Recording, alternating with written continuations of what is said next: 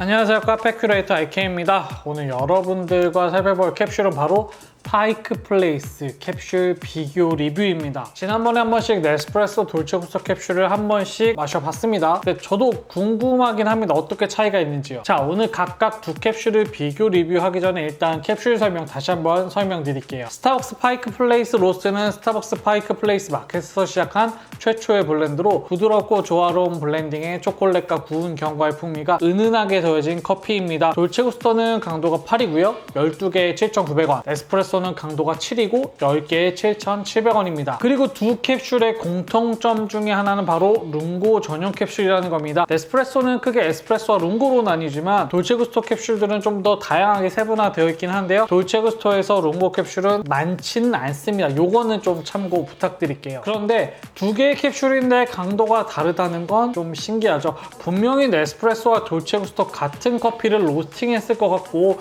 원두의 분쇄도를 다르게 했을 것 같은데요. 캡슐 종류에서 강도의 차이가 있겠지만 한번 마셔보고 맛도 비교를 해보도록 할게요. 저도 궁금하고 기대가 됩니다. 기계의 차이에 따른 맛의 차이인지 아니면 정말 다른 걸지 한번 궁금해보면서 직접 마셔보도록 하죠.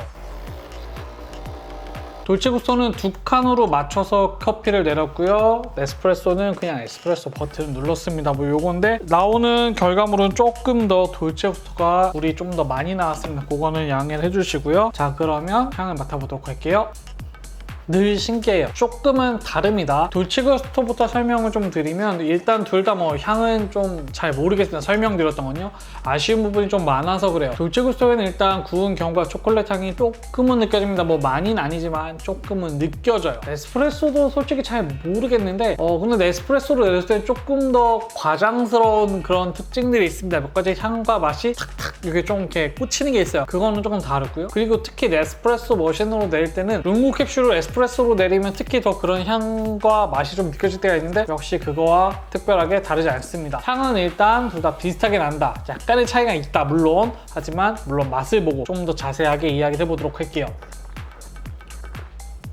돌체구스토부터 말씀을 드리면 정말 의외로 괜찮습니다. 약간 산미가 잡히지만 조금 센 부분도 잡히긴 한데 그걸 감안해도 괜찮습니다. 바디감이 있고 묵직하나 저는 괜찮고요. 초콜릿 향이 약간 저는 조금 더 많이 느껴지는데 문제가 돼서 못 넘기겠다 이런 정도 아닙니다. 좀 특색 있는 에스프레소의 느낌이 있어요. 에스프레소 말씀을 드리면요. 일단 뭔 설명에 비해서 좀 잘 모르겠습니다. 룽고의 캡슐을 에스프레소로 내렸기 때문에 약간의 차이가 있을 수 있죠. 그래서 그런지 좀 과장스러운 부분이 있고요. 산미가 좀 많이 잡힙니다. 이거는 좀 아쉬운 부분이에요. 두 캡슐을 맛보고 느낀 점은 일단 두 캡슐에서는 공통적으로 느껴지는 부분들은 있습니다. 그런데 이 커피 머신에서 내린 결과물에 대해서는 약간의 차이가 있었다고 저는 느껴지고요. 그리고 굳이 두 캡슐 중에 저희가 선호하는 쪽의 맛을 고르라면 저는 돌체구스토로 내렸을 때 조금 더 괜찮았다고 말씀드릴게요. 두 캡슐의 퍼포먼스가 다르겠죠. 머신의 차이가 있으니까요. 근데 여기서 압력이 몇이고 뭐 이런 이야기는 사실 저는 필요 없다고 생각을 해요. 어차피 결과물로만 느낀 점을 이야기하면 되는 거니까요. 두 머신의 맛 차이가 있었다. 그리고 저의 입맛에는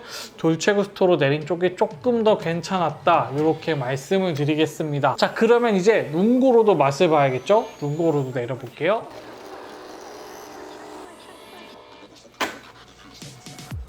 에스프레소로 내렸을 때 강렬한 차이점은 많이 없어졌습니다. 둘 다 어느 정도는 비슷해졌어요. 뭐 완전히 다른 커피다, 캡슐이다 이 정도까지는 아니에요. 그래도 약간의 차이는 존재합니다. 자, 그러면 맛을 보도록 할게요.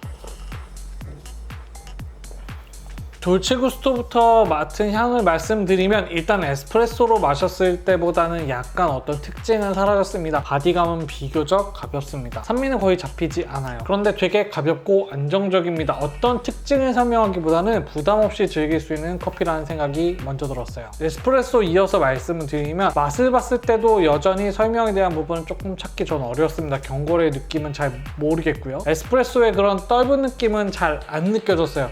뭐랄까 아쉬운 부분이 조금 있어요. 강도가 센 건 아니지만 이 커피의 특징은 좀 잡히는 것 같고요. 근데 저는 파이크 플레스는 좀 에스프레소는 좀 아쉽네요. 저는 룽고로 내렸을 때는 확실히 두 커피의 맛의 방향이 비슷하게 간 건 알겠어요. 그런데 돌체구스토는 조금 잡히는데 에스프레소는 비교해봤을 때 저는 조금은 아쉬운 부분이 있었던 것 같습니다. 이건 철저하게 제 개인의 입맛이고요. 자, 그러면 최종의 정리를 해보도록 할게요. 두 캡슐로 커피를 내렸을 때 느껴지는 게 있었습니다. 두 커피에는 비슷한 한 방향성이란 게 있어요. 하지만 그 커피가 각각의 머신에서는 좀 다른 결과물을 내어놓을 수 있다는 점을 좀 알아주셨으면 좋겠어요. 에스프레소에서 잘 맞는 맛이 있고요. 돌체구스토가 잘 맞는 커피가 있습니다. 어떤 머신이 우위를 말하는 건 아니고요. 두 커피에는 확실한 차이가 있다, 이렇게 말씀드리고 싶어요. 자, 다시 어떤 걸 사 먹겠느냐? 돌체구스토로 저는 사 먹을 것 같습니다. 돌체구스토로 맛을 봤을 때 에스프레소나 룽보로 둘 다 괜찮다, 생각보다 괜찮다는 느낌을 받을 수 있었어요.